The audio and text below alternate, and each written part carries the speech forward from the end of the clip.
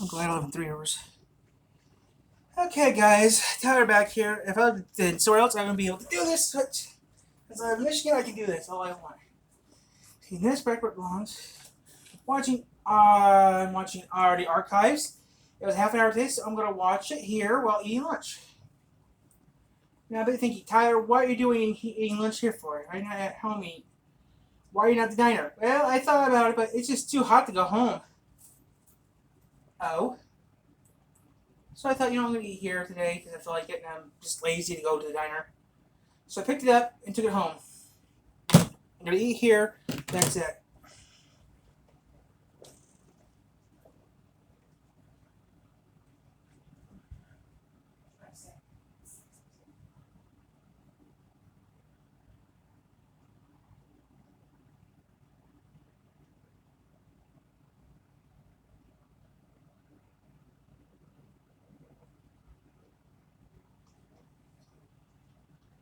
Okay. Skip the survey.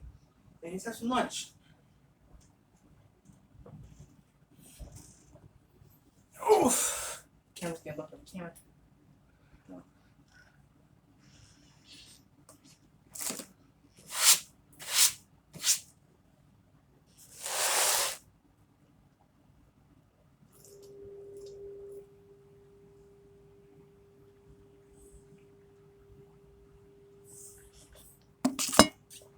Open.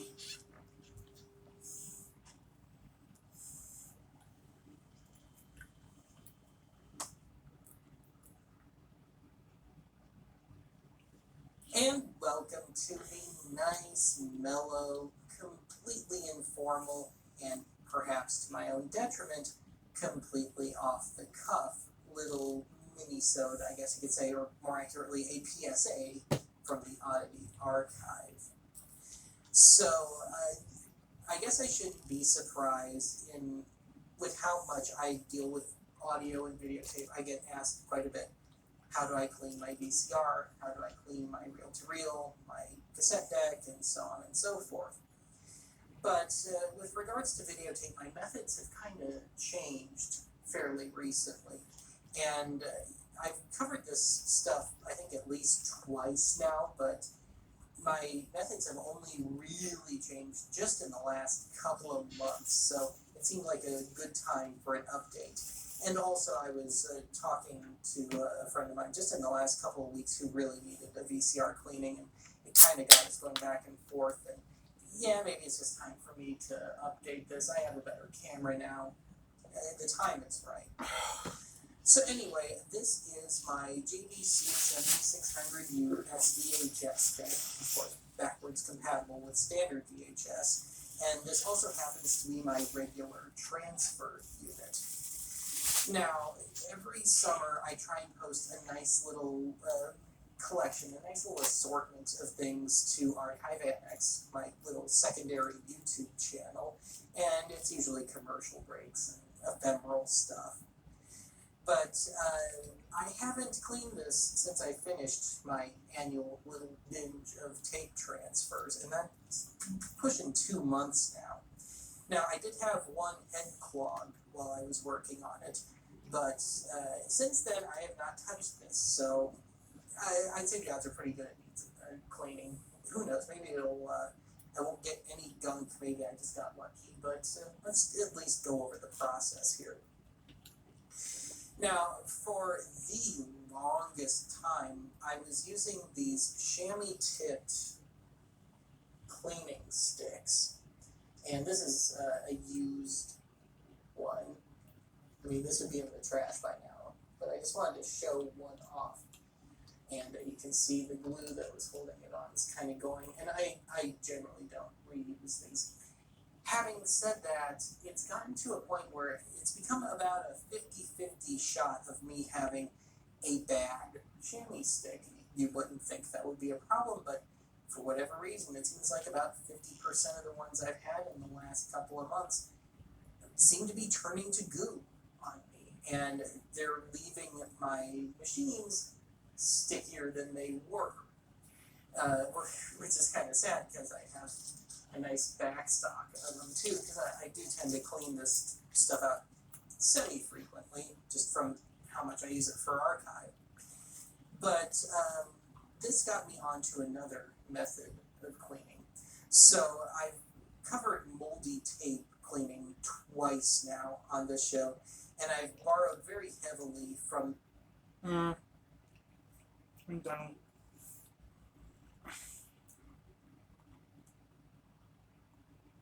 I'm not gonna watch that.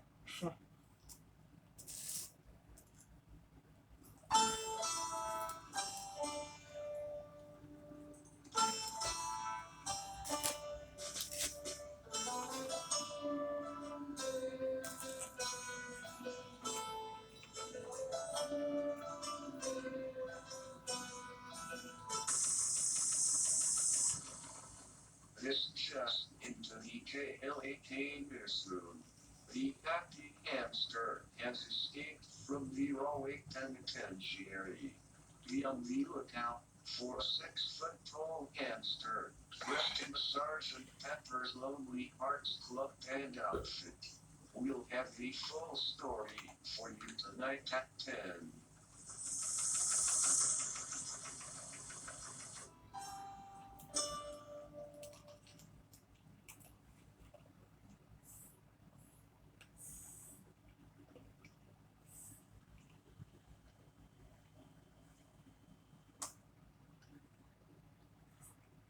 And welcome to a late breaking edition of the Oddity Archive.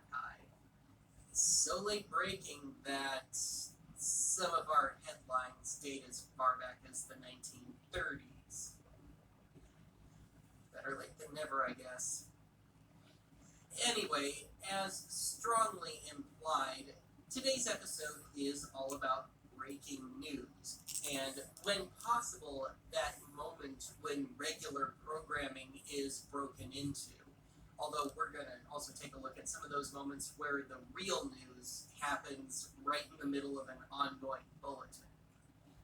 So with that, let's cover as light a touch as possible, because a lot of this is pretty heavy stuff. We interrupt this program. Joining us now from New York, NBC News senior international correspondent Keir Simmons.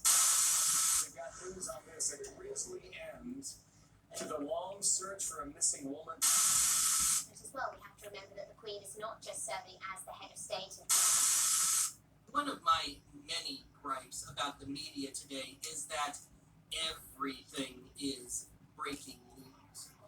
And this is coming from someone that is younger than CNN, FNN, and headline news.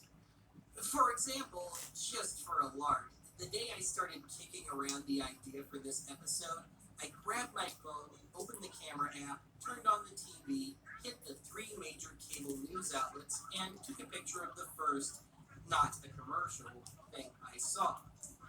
2 channels were in full-on breaking news mode, and the other had the word crisis splashed on screen. The Iran stuff was a couple of days old by this point. Not exactly hot off the presses. Now, call me naive, but this feels more like a ratings grab than anything else. As such, it felt simultaneously comforting and maddening that even in my lifetime, the bar for breaking news has been much higher, and that bar was that much higher before my time.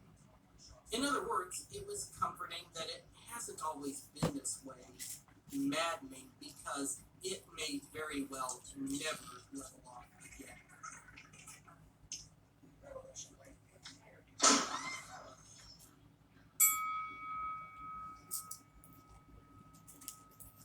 Given my status as a quasi-historian, I did my best to dig as deep and as far back as I could to try and find that earliest surviving breaking news bulletin thing. Well, I'm pleased to report